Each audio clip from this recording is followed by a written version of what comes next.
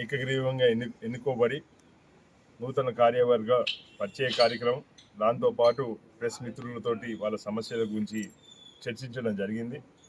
వారు చాలా సంవత్సరాల క్రితం నాన్నగారు 2013 సంవత్సరంలోనే ఆ రోజు మనకు ప్రెస్ క్లబ్ కోసం ఒక స్థలం కేటాయింపజేసి ఆ స్థలంలో శంకుస్థాపన కూడా చేసిన తర్వాత బీఆర్ఎస్ ప్రభుత్వం తర్వాత వచ్చిన తర్వాత ఆ పనులను ఇంకా చేపట్టలేదు. దాని గురించి కూడా వాళ్ళు ఒక ప్రెస్ క్లబ్కి మాకు భవనం కావాలని మేము కూర్చొని ఈరోజు చర్చించుకోవడానికి కానీ, లేకపోతే ప్రజలు మా దగ్గరకు వచ్చి సమస్యలు వివరించడానికి మాకు స్థలం లేదని చెప్పి వారు మాట్లాడినారు. దాని గురించి కూడా ఖచ్చితంగా రేపు మంత్రి గారితో ఇంకా ఎంపీ గారితో కూడా మాట్లాడి ఏ విధంగా ఏ ఫండ్స్ నుంచి వారికి పెట్టగలుగుతాము. ఎందుకంటే ప్రెస్ అనేది చాలా కీలకం. మన మన సమాజంలో ఉన్న ఏదైతే ఇబ్బందులు ఉన్నాయో, ఎవరైతే అనేక రకాల సమస్యలను పైకి తీసుకురావడంలో ప్రెస్ చాలా కీలకం. అదేవిధంగా ఏ నాయకుడు తప్పు చేసినా, ఏ అధికారి తప్పు చేసినా ప్రశ్నించేది ప్రెస్. అందుకోసం ప్రెస్కి మన దేశంలో ఉన్నంత స్వతంత్రం ఇంకో దేశంలో లేదు. అది మనకు చాలా గర్వకారణం కూడా. అట్లాంటి ప్రెస్కి ఈరోజు ఒక స్థలం లేకపోవడం, వాళ్ళ ప్రెస్ క్లబ్ లేకపోవడం చాలా బాధాకరం. ఖచ్చితంగా దాని మీద ప్రయత్నం చేస్తాం.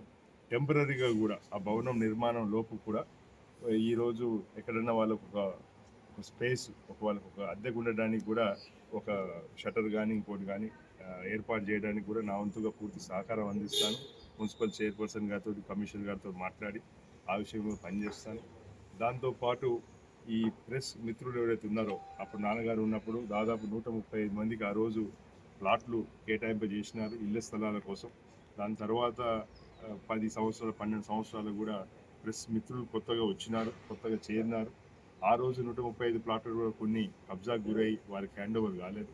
అలాంటి వాటిని గుర్తించి కొత్తగా ఉన్న ప్రెస్ మిత్రులందరినీ కూడా గుర్తించి వారికి ఏమైనా ఇళ్ల స్థలాలు కేటాయింపు చేసే విధంగా కూడా నేను కలెక్టర్ గారితో కానీ, హౌసింగ్ వాళ్ళతో కానీ మాట్లాడి తప్పకుండా ఇల్లు ఇచ్చే ప్రయత్నం చేస్తానని చెప్పి మాట్లాడడం జరిగింది. రేపు జిల్లాలో మంత్రి గారు పర్యటన చేసినప్పుడు వారికి కూడా వీరికి ప్రత్యేకమైన ఇంటర్వ్యూ సమయం కేటాయింపజేసి వీరి సమస్యలు వారికి నేరుగా చెప్పుకునే విధంగా కూడా చెప్తాను. వారికి కూడా అదే చెప్తున్నాను.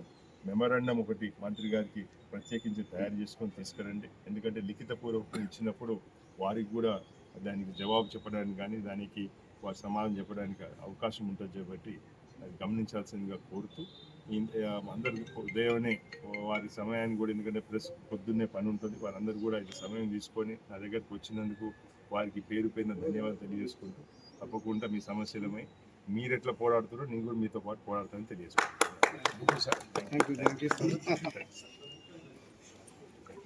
Thank you.